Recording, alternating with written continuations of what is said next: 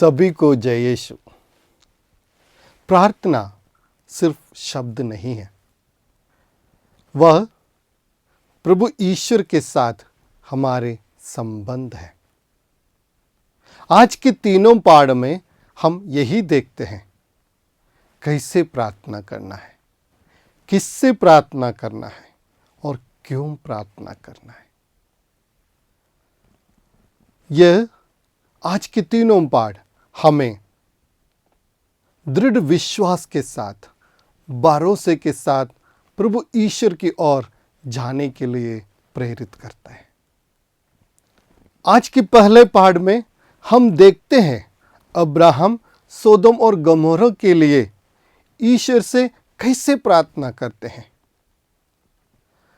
Abraham जाकर ईश्वर से पूछते हैं, अगर 50 धर्मी है तो आप उस नगर को नष्ट करेगा? अगर 40 है तो 30, 20, 10। हमें ऐसा लगता है कि वो एक छोटे बच्चे जैसे ईश्वर के साथ बहस कर रहा है। वहां हम ये देखते हैं कि प्रभु ईश्वर के साथ अब्राहम का संबंध, उनका रिलेशनशिप इतना गहरा था कि वह एक दोस्त जैसे ईश्वर के साथ बहस कर रहा है, ईश्वर के साथ पूछताछ कर रहा है। वहां अब्राहम का विश्वास, उनका ईश्वर पर भरोसा, इसलिए वो ऐसे कह पा रहा था। आज की सुसमाचार में भी हम यही देखते हैं कि यीशु हमें प्रार्थना करने सिखाते हैं। कैसे शुरू करता है?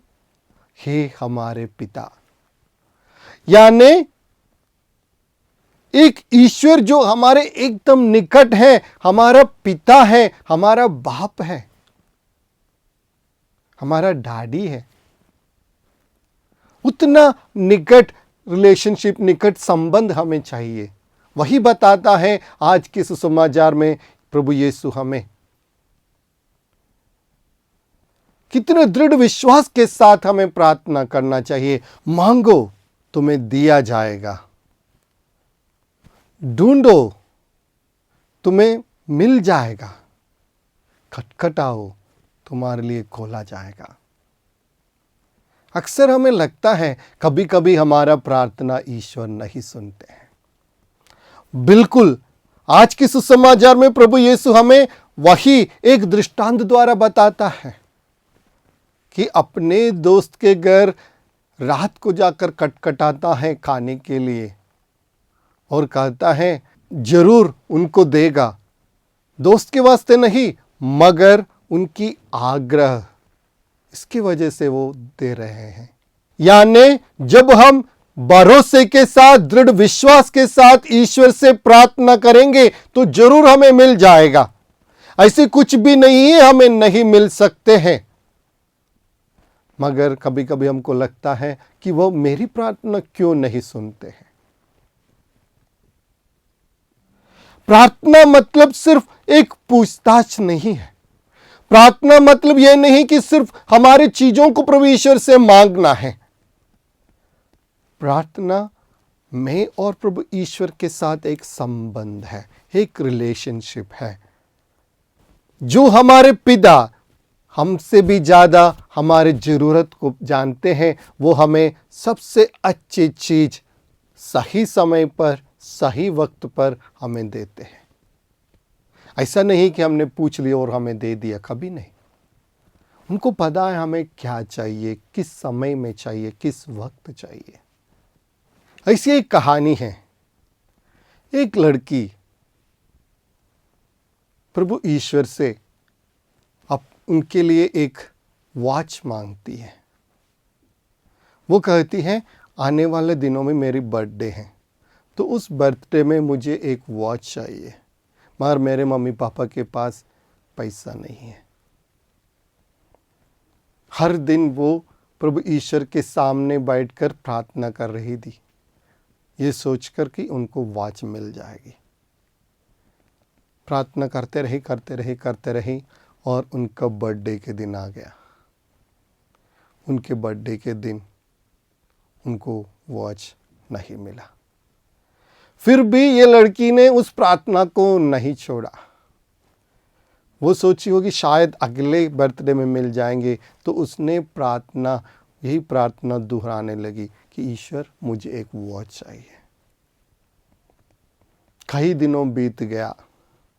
एक दिन उनके घर के पड़ोसी के एक दादा उनके घर में आए और कहा कि मेरे पास मेरी बेटी की एक वॉच है, मगर अभी वो चल बसी, तो मैंने सोचा ये इधर रख के ऐसे फेंकने से अच्छा कि आपको दे दूं।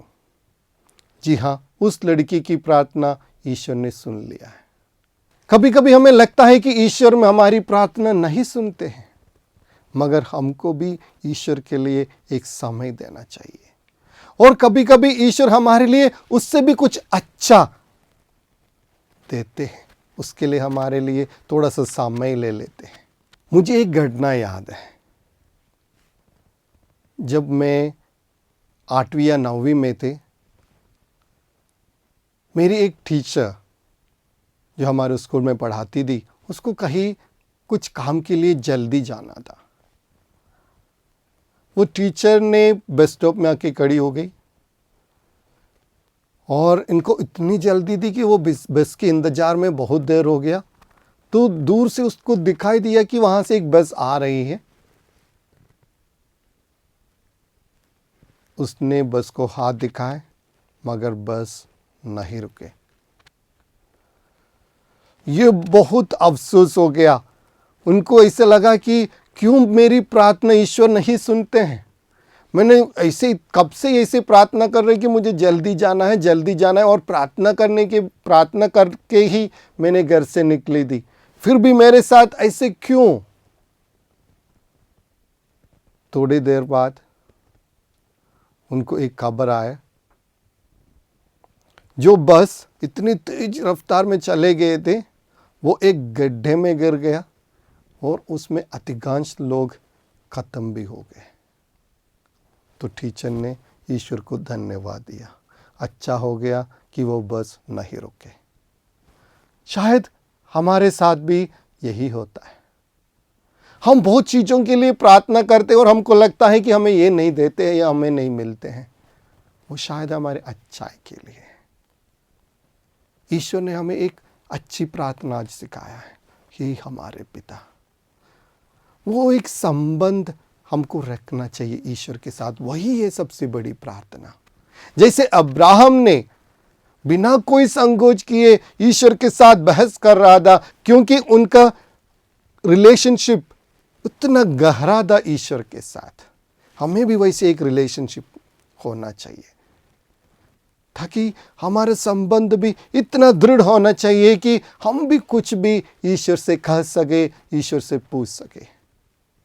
आज की दूसरा पाठ में भी हम यही देखते हैं कि कोलोसियम के नाम पत्र में यही कहता है कि हम बपतिस्मा द्वारा ईश्वर में जी उठे हैं, हम एक नया व्यक्ति बन गया है। ईश्वर ने हमें अपना लिया है, इसलिए हमें कोई संकोच होने की जरूरत नहीं है।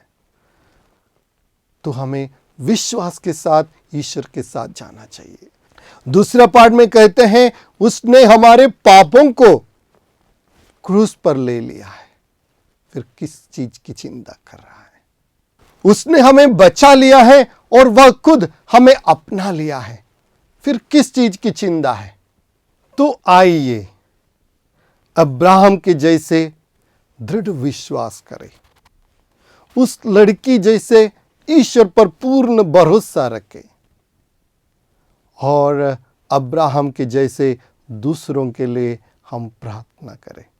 मांगो, ढूंढो और खटखटाओ। हमारे पिता ईश्वर हमें सुनते हैं, हमारे लिए सब कुछ देने को तैयार है, क्योंकि वह हमें प्यार करता है।